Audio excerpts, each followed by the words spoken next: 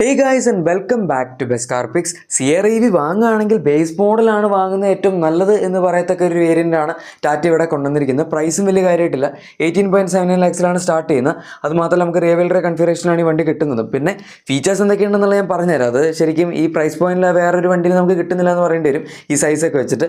എന്തായാലും exterior design എടുക്കുകയാണെങ്കിൽ നമുക്ക് ഇതിനകത്ത് LED കണക്റ്റഡ് DRLസും LED ടേൺ ഇൻഡിക്കേറ്റേഴ്സും അതുപോലെ നമ്മുടെ LED head lamps by projector head lamps ആണ് വരുന്നത്. എല്ലാ സാധനങ്ങളും ഉണ്ട്.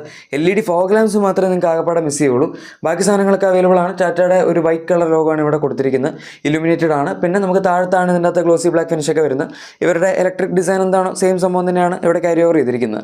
അതിലൊന്നും വേറെ വ്യത്യാസമൊന്നുമില്ല. നമ്മളിപ്പം ഐസ് വെച്ച് കമ്പയർ ചെയ്യണമെങ്കിൽ ഇലക്ട്രിക്കിന് ഡിഫറൻസ് ഉണ്ടല്ലോ. അതൊക്കെ ടോപ്പ് എൻഡിൽ ഇതിലെല്ലാം സെയിം തന്നെയാണ്. ഇനി നമുക്ക് സൈഡ് പ്രൊഫൈലേക്ക് വേണേണ്ടോ. ബൈ ദ വേ ഇതിനകത്ത് നമുക്ക് ഓട്ടോ ഹെഡ് ലാംപ്സും അതുപോലെ റെയിൻ സെൻസിങ് വൈപ്പേഴ്സും കിട്ടുന്നുണ്ട് ബേസ് വേരിയന്റ് പോലെ തന്നെ. ഇനി സൈഡിലേക്ക് വരികയാണെങ്കിൽ 18-inch അലോയ് വീൽസ് നമുക്ക് ഇതിനകത്ത് കൊടുത്തിട്ടുണ്ട്. എയറോ ഇൻസേർട്സും കാര്യങ്ങളൊക്കെ പോലത്തെ വീൽസ് ആണ്. പക്ഷേ still alloy wheels 18-inch base model പോലെ ഉണ്ട് എന്ന് പറയുന്നത് വളരെ നല്ല കാര്യം തന്നെയാണ്. ത്രൂ ഔട്ട് നമുക്കൊരു ഗ്ലോസി ബ്ലാക്ക് ക്ലാഡിംഗ് ആണ് ഇതിനകത്ത് പോയിരിക്കുന്നത്. നമ്മുടെ മിറേഴ്സ് ഇലക്ട്രിക്കൽ അഡ്ജസ്റ്റബിൾ ആണ്, ഫോൾഡബിൾ ആണ്, ഫ്ലഷ് ഫിറ്റിംഗ് ഡോർ ഹാൻഡിൽസ് വരുന്നുണ്ട്. അതിനകത്ത് ഇലുമിനേഷൻ ഉണ്ട്. പിന്നെ നമ്മുടെ മറ്റേ കീല സ്റ്റാർട്ടിൻ്റെ സ്വിച്ച് വരുന്നുണ്ട്. അതുപോലെ റൂഫ് എടുക്കുകയാണെങ്കിൽ ഒരു ബ്ലാക്ക് കളർ എലമെൻറ്റ് വരുന്നുണ്ട്. പിന്നെ ഷാർക്ക് ഫിൻ ആൻറ്റിനെയും കിട്ടുന്നുണ്ട്. ഇതൊക്കെ അവർ ഈ വണ്ടിയിൽ ഇപ്പോഴും ബേസ് മോഡൽ പോലെ കൊടുക്കുന്ന സംഭവം തന്നെയാണ്. ഇനി നമ്മൾ റിയർ ഡിസൈനിലേക്ക് വരികയാണെങ്കിൽ rear spoiler, rear wiper, washer, D4 അതിനകത്ത് ഹിഡൻ ആണ്. പക്ഷേ എന്നാലും സാധനമുണ്ട്. പിന്നെ നമുക്ക് connected LED tail lamps available ആണ്. അതുപോലെ നമ്മുടെ ബമ്പർ ആണെങ്കിൽ ഗ്ലോസി ബ്ലാക്ക് ഫിനിഷും അതുപോലെ താഴത്തൊരു സിൽവർ ഫിനിഷ് എല്ലാം കൊടുത്തിട്ടുണ്ട്. സിയറുടെ TVയുടെ ബാഡ്ജിങ്, അതായത് ടോപ്പ് എൻഡിൽ കിട്ടുന്ന എന്തൊക്കെയാണോ അതൊക്കെ തന്നെ നമുക്ക് ഈ വണ്ടിയുടെ ബേസ് വേരിയന്റിലും ബാക്കിൽ അവൈലബിൾ ആണ്. ഇത്രയൊക്കെയാണ് നമുക്ക് എക്സ്റ്റീരിയർ പറയാൻ പറ്റുന്നത്. ഈ പ്രൈസ് പോയിന്റ് വെച്ച് നോക്കുമ്പോൾ എനിക്ക് ഡെഫിനറ്റ്ലി ഇതിനകത്ത് പ്രത്യേകിച്ച് ഒന്നും മിസ് ഔട്ടായി പോകുന്നതായിട്ട് തോന്നുന്നില്ല. സൺറൂഫ് ഇല്ല, അത് പിന്നെ ഈ പ്രൈസിൽ നിങ്ങൾക്ക് അഡ്ജസ്റ്റ് ചെയ്യാവുന്നേ ഉള്ളൂ. അതുപോലെ തന്നെ നമുക്ക് 3 കളർ ഓപ്ഷൻസ് ആണ് ഈ ഒരു വേരിയന്റിൽ കിട്ടുന്നത്. അതും ചെറിയൊരു ലെറ്റ് ഡൗൺ ആയിട്ട് വേണേൽ പറയാം. ഈ കാണുന്ന ഗ്രേ ഉണ്ട്, പിന്നെ പ്യുവർ വൈറ്റ് ഉണ്ട്, പിന്നെ സിൽവർ ആണെന്ന് തോന്നുന്നു. അങ്ങനെ 3 കളേഴ്സാണ് അവർ പ്രൊവൈഡ് ചെയ്തിരിക്കുന്നത്. വേണമെങ്കിൽ കുറച്ചുകൂടി 2-3 കളർ കൂടെ കൊടുക്കായിരുന്നു.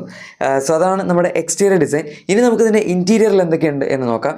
ഫസ്റ്റ് ഓഫ് ഓൾ പറയാം, വെൽ പാക്ഡ് ആയിട്ടുള്ള ഇൻറ്റീരിയേഴ്സ് തന്നെയാണ്. ഇപ്പോൾ സ്റ്റിയറിംഗ് എടുക്കുകയാണെങ്കിൽ ഇത് ബേസ് വേരിയൻ്റ് ആയതുകൊണ്ട് ഇതിനകത്തൊരു ബ്ലാക്ക് ആൻഡ് സിൽവറിൻ്റെ കോമ്പിനേഷനാണ്. നമുക്ക് ആ സ്റ്റിയറിംഗ് വീലിൽ മറ്റേ ഡ്യുവൽ ടോൺ ഫിനിഷൊന്നും ഇല്ല.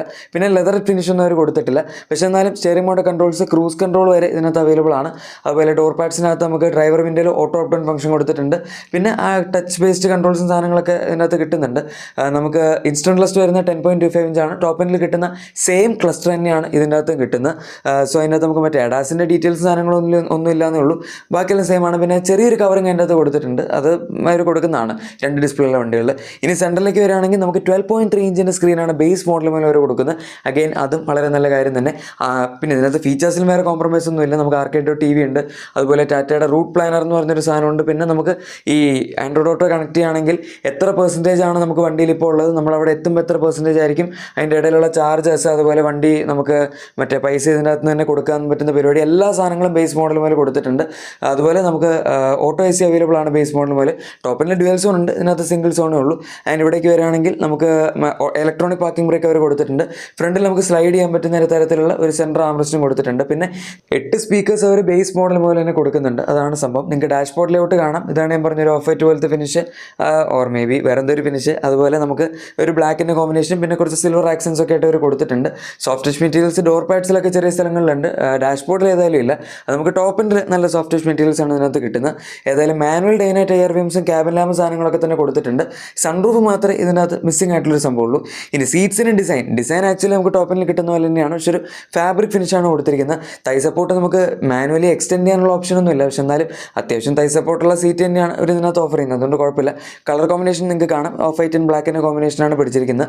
സീറ്റ്സിന് ഡിസൈൻ അത് തന്നെ ആയതുകൊണ്ട് ഇരിക്കാനൊക്കെ അത്യാവശ്യം കംഫർട്ടബിൾ ആണ്. അതൊന്നും വേറെ പ്രശ്നം വരുന്നില്ല. ഇനി റിയർ സീറ്റ് നോക്കാനാണെങ്കിൽ ഇവിടെയും നമുക്ക് ബാക്കിൽ 2 അഡ്ജസ്റ്റബിൾ ഹെഡ് റെസ്റ്റുകൾ അവൈലബിൾ ആണ്. റിയർ AC വെൻസ് വരുന്നുണ്ട്. ഫ്രണ്ടിൽ 65 വാട്ട്സിൻ്റെ ടൈപ്പ് C ചാർജർ ഉണ്ട്. ബാക്കിലും ബേസ് മോഡൽ പോലെ തന്നെ 65 വാട്ട്സിൻ്റെ 2 ടൈപ്പ് C ചാർജർ അവർ കൊടുത്തിട്ടുണ്ട്. അഗെയിൻ അത് കൊള്ളാം. പിന്നെ നമുക്ക് സെൻറ്റർ ആംറസ്റ്റ് ഒന്നും ഈ വേരിയൻ്റ് പോലെ കിട്ടുന്നില്ല. 3-point സീറ്റ് ബെൽറ്റ്സ് ബാക്കിൽ വരുന്നുണ്ട് എന്നേ ഉള്ളൂ. സെൻറ്റർ ആംറസ്റ്റ് ആണെങ്കിൽ കുറച്ചും കൂടെ മുകളിലത്തെ വേരിയൻസിലേക്ക് പോയാൽ മതി. പക്ഷേ ഓണസ്റ്റ്ലി ഈ ഒരു പ്രൈസ് പോയിന്റിൽ എനിക്ക് അഗെയിൻ തോന്നിയത് ആവശ്യത്തിനുള്ള എല്ലാ ഫീച്ചേഴ്സും അവർ ഇതിനകത്ത് കൊടുത്തിട്ടുണ്ട് എന്നുള്ളത് തന്നെയാണ്. ഇനി നേരത്തെ പറയാൻ വിട്ടുപോയ കുറച്ച് ഫീച്ചേഴ്സും കൂടെ പറയാം. ഇതിനകത്ത് റിയർ ക്യാമറ അത് HD ക്യാമറയാണ്, അതും അവർ ബേസ് മോഡൽ മുതൽ കൊടുക്കുന്നുണ്ട്. പിന്നെ സേഫ്റ്റി ആയിട്ട് എടുക്കുകയാണെങ്കിൽ 6 എയർ ബാഗ്സ്, ABS, CBD എല്ലാ സാധനങ്ങളും ഉണ്ട്. ടയർ പ്രഷർ മോണിറ്ററിംഗ് സിസ്റ്റം ഉണ്ട്. 4 ഡിസ്ക് ബ്രേക്സ് നമുക്ക് ബേസ് മോഡൽ മുതൽ കിട്ടുന്നുണ്ട്. പിന്നെ IRA കണക്റ്റഡ് കാർട്ടിക്കലാണെങ്കിലും അവർ 70+ ഫീച്ചേഴ്സാണ് ബേസ് മോഡൽ മുതൽ തന്നെ ഓഫർ ചെയ്യുന്നത്. സോ അങ്ങനെ ഏത് രീതിയിലെടുത്താലും പ്രത്യേകിച്ച് വേറെ കോംപ്രമൈസ് ഒന്നും കാര്യമായിട്ട് വരുത്തിയിട്ടില്ല എന്ന് തന്നെ നമുക്ക് പറയാം. നിങ്ങൾക്കിപ്പോൾ കുറച്ചും കൂടെ എക്സ്ട്രാ പ്രീമിയം ഫീച്ചേഴ്സ്, അതായത് വെന്റിലേറ്റഡ് സീറ്റ്സ്, ഇലക്ട്രിക് സീറ്റ്സ്, നമ്മുടെ 540 ഡിഗ്രി അല്ലെങ്കിൽ 360 ഡിഗ്രി ക്യാമറ എങ്കിലും വേണം, അങ്ങനെയൊക്കെ ഉണ്ട്. പിന്നെ സൺറൂഫ് വേണം എന്നൊക്കെ ഉണ്ടെങ്കിൽ ഇതിൻ്റെ മുകളിലത്തെ വേരിയൻസിലേക്കൊക്കെ പോകാം. പക്ഷേ എന്നാലും 18.79 lakhs എന്ന് പറയുമ്പോൾ നമുക്ക് ഏകദേശം ഒരു 22 lakhs-നൊക്കെ താഴത്ത് അല്ലെങ്കിൽ 21 lakhs-നൊക്കെ അടുത്തായിട്ട് ഈ വണ്ടി ഓൺ റോഡ് കിട്ടുവാണെങ്കിൽ എന്തുകൊണ്ടും കിടിലൻ പ്രൈസിങ് തന്നെയാണ്. കാരണം ആ പ്രൈസിൽ നമുക്ക് പിന്നെ കിട്ടുന്നത് നമ്മുടെ വിൻസർ EVയുടെയൊക്കെ ടോപ്പിൻ്റെ ലോങ് റേഞ്ച് ഉണ്ട്. പക്ഷേ അതിൽ ലോങ് റേഞ്ച് എന്ന് പറഞ്ഞാൽ നമുക്ക് ഇതിൻ്റെ ബേസ് മോഡൽ കിട്ടുന്ന 63 kWh ബാറ്ററി പാക്കാണ്. അത് വെച്ച് കമ്പയർ ചെയ്യുമ്പോൾ മറ്റേതിനകത്ത് 52 53 എന്താണ്ട് വരുന്നുള്ളൂ. പക്ഷേ ഇതിന് സൈസ് ഇത്തിരി കൂടെ കൂടുതലുണ്ട്. പിന്നെ അവർ ക്ലെയിം ചെയ്യുന്ന C75 ഡാറ്റ വെച്ച് നോക്കുകയാണെങ്കിൽ ഏകദേശം ഒരു 430 to 440 കിലോമീറ്റേഴ്സിനടുത്ത് റിയൽ ലൈഫ് റേഞ്ച് കിട്ടും എന്നാണ് പറയുന്നത്. പോട്ടെ 400 കിലോമീറ്റേഴ്സിന് മുകളിൽ ഈ 63 kWh ബാറ്ററി പാക്ക് വെച്ച് നമുക്ക് റിയൽ ലൈഫ് റേഞ്ച് കിട്ടിയാലും കുഴപ്പമില്ല. പിന്നെ പവറിൻ്റെ കേസ്, ഇപ്പോൾ നമുക്ക് ഏകദേശം ഈ ഒരു പ്രൈസ് പോയിന്റിൽ ക്രെറ്റയുടെ ബേസ് മോഡൽ കിട്ടുന്നു, അതായത് ക്രെറ്റ ഇലക്ട്രിക്കിൻ്റെ പിന്നെ ZS EVയുടെ ഒക്കെ ബേസ് മോഡൽ കിട്ടുമെന്ന് പറഞ്ഞാലും ഇതെല്ലാം ഏകദേശം ഒരു 170 ഹോഴ്സ് പവർ ആണ്. പക്ഷേ ഈ വണ്ടി നമുക്ക് 234 bhp ആണ് ബേസ് മോഡൽ മുതൽ കിട്ടുന്നത്, അതും റിയർ വീൽ ഡ്രൈവ് ആണ്. ബാക്കിയെല്ലാം നമ്മളിപ്പോൾ ഈ പ്രൈസ് പോയിന്റ് നോക്കുകയാണെങ്കിൽ ഒട്ടുമിക്ക വണ്ടികളെല്ലാം തന്നെ ഫ്രണ്ട് വീൽ ഡ്രൈവ് ആയിരിക്കും. പിന്നെയുള്ളത് BE6 ആണ്. പക്ഷേ BE6ൻ്റെ സ്റ്റാർട്ടിംഗ് പ്രൈസ് ഇതല്ല. അത് മാത്രമല്ല അതിൻ്റെ അകത്ത് ഇത്രയും കൂടെ സിമിലർ പ്രൈസിൽ കിട്ടിയാൽ പോലും ഫീച്ചേഴ്സ് നമുക്ക് ഇത്രയും കിട്ടുന്നില്ല എന്നുള്ളൊരു പ്രശ്നമുണ്ട്. അതുപോലെ അതിൻ്റെ ബാറ്ററി സൈസ് വരുന്നത് 59 kWh ആണ്. സോ ഇത് CR-iv കുറച്ചും കൂടെ സൈസ് കൂടിയിട്ടുണ്ട്. പിന്നെ പവർ ആണെങ്കിലും അതിന് 230 bhp അടുത്തൊക്കെ തന്നെ കിട്ടുന്നുള്ളൂ. സോ അങ്ങനെയൊക്കെ നോക്കുമ്പോൾ മൊത്തത്തിൽ പവർ ആയിക്കോട്ടെ, റിയർ വീൽ ഡ്രൈവ് കൺഫിഗറേഷൻ ആയിക്കോട്ടെ, എല്ലാം കൊണ്ടും അവർ അത്യാവശ്യം നല്ലൊരു പാക്കേജ് ആയിട്ടാണ് ഇതിന് കൊടുത്തിരിക്കുന്നത്. ബാക്കിയുള്ള വേരിയൻസ് ഒക്കെ നിങ്ങൾക്ക് ഇത് നോക്കാം. സൺറൂഫും എക്സ്ട്രാ സാധനങ്ങളൊക്കെ വേണമെങ്കിൽ 19.99 lakhs കൊടുക്കുകയാണെങ്കിൽ ഈ സെയിം മോഡലിൽ തന്നെ പാനോറാമിക് സൺറൂഫും സാധനങ്ങളൊക്കെ വെച്ച് വരുന്ന വേരിയൻറ്റ് നിങ്ങൾക്ക് കിട്ടും.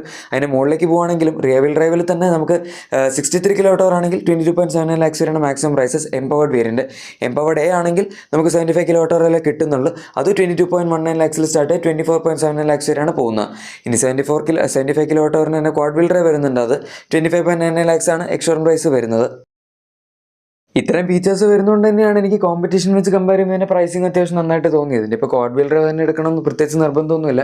നിങ്ങൾക്ക് ആവശ്യത്തിനുള്ളൊരു പവർ മതി എന്നുണ്ടെങ്കിൽ ഈ ടാറ്റയുടെ ഇപ്പോഴത്തെ ഇലക്ട്രിക് വണ്ടിയിൽ എടുത്തിട്ടടിച്ച് പോകുന്ന പോലത്തെ പവറൊന്നും അങ്ങനെ കിട്ടാറില്ല.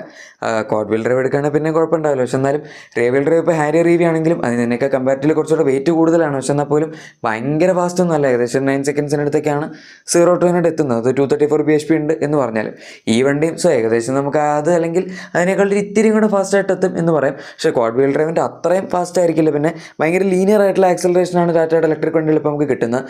പണ്ട് മറ്റേ നെക്സോൺ EV ഒക്കെ ആദ്യം ഇറങ്ങിയത് അല്ലെങ്കിൽ അതിൻ്റെ പിന്നെ മാക്സ് സാധനങ്ങളൊക്കെ വന്നപ്പോഴും ഭയങ്കര എടുത്തിട്ടടിച്ച് പോകുന്ന പോലത്തെ പെട്ടെന്നൊരു സഡൻ ആക്സലറേഷൻ ആയിരുന്നു. ഇപ്പോൾ അതൊക്കെ അവർ കുറച്ചൊരു ലീനിയർ ആയിട്ട് നല്ലൊരു ഫൈൻ ട്യൂൺ ചെയ്ത് എടുത്തിട്ടുണ്ട്. എന്തായാലും ഈ പ്രൈസ് പോയിന്റിൽ വേരിയൻ്റ് എങ്ങനെയുണ്ട് എന്നുള്ള നിങ്ങളുടെ അഭിപ്രായം തീർച്ചയായും താഴെ കമൻസിൽ പറഞ്ഞേക്കാം. പിന്നെ നിങ്ങളുടെ എക്സിസ്റ്റിംഗ് വാഹനത്തിന് എന്തെങ്കിലും ആക്സറീസോ ക്ലീൻ പ്രൊഡക്ട്സ് ഒക്കെ ആണെങ്കിൽ നമ്മുടെ ഡിസ്ക്രിപ്ഷൻ അല്ലെ പ്രൊഡക്ട്സ് ഉറപ്പായിട്ടും ചെക്കൗട്ട് ചെയ്യാൻ മറക്കണ്ട.